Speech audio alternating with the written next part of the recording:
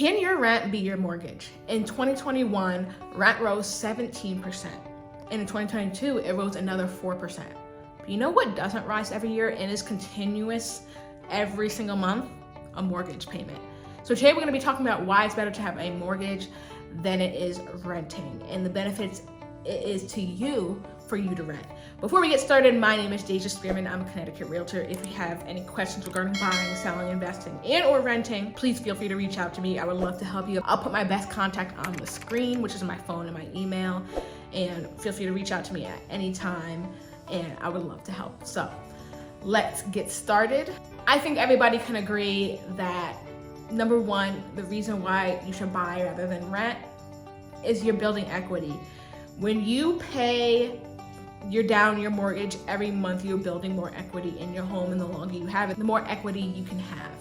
When you're paying rent, you're paying somebody else's mortgage. That money does not go to you, and you're giving somebody else equity, and even more, to be honest, because what some investors do is they buy multifamily, take out a loan.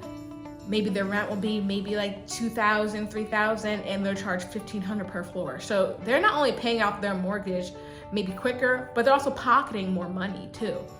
But if you do the same and say you live in one of those multifamilies, you're not only building equity, but you're having somebody else pay your mortgage. So it's kind of like a combo right there. You can easily have it as an investment and to just build equity. So that is number one. When you buy a house, every dollar that you spend towards the mortgage or even improvements is gonna benefit you later on in the end. But that's not gonna be the same case when you're renting. You are there, you don't even have really rulership over what you can do because landlords have specific rules, So that is number one, building equity. Two, what I said at the beginning of this video, which is predictable costs. So when you take out a mortgage, your mortgage payments are those payments for the next 15, 30 years, whatever the loan term is. When you're renting, especially if you're on a month-to-month, guess what? If you are on a month-to-month and there's no written paperwork, your landlord, whether he sells it off to somebody else or whatever, they can raise your rent, and they can do so. They are legally in their rights to do so. Say October 4th, your landlord sells it and the new landlord's like, all right, November 1st, we're gonna raise the rent to X, Y, and Z because you were below market value.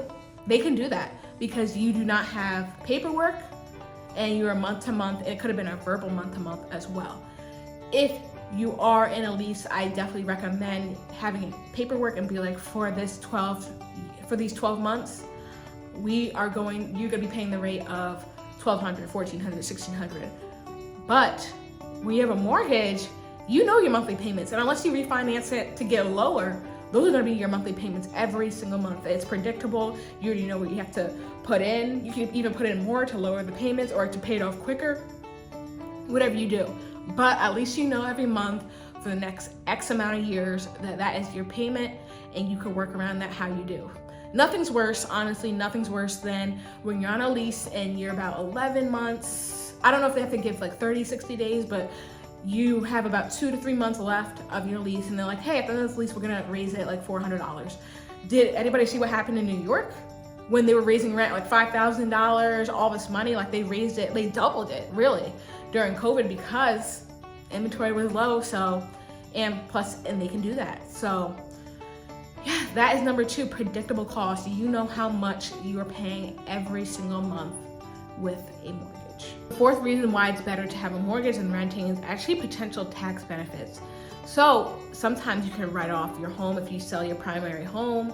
You can write it off as capital gains up to $250,000. There are also, property taxes. You can write those off as income.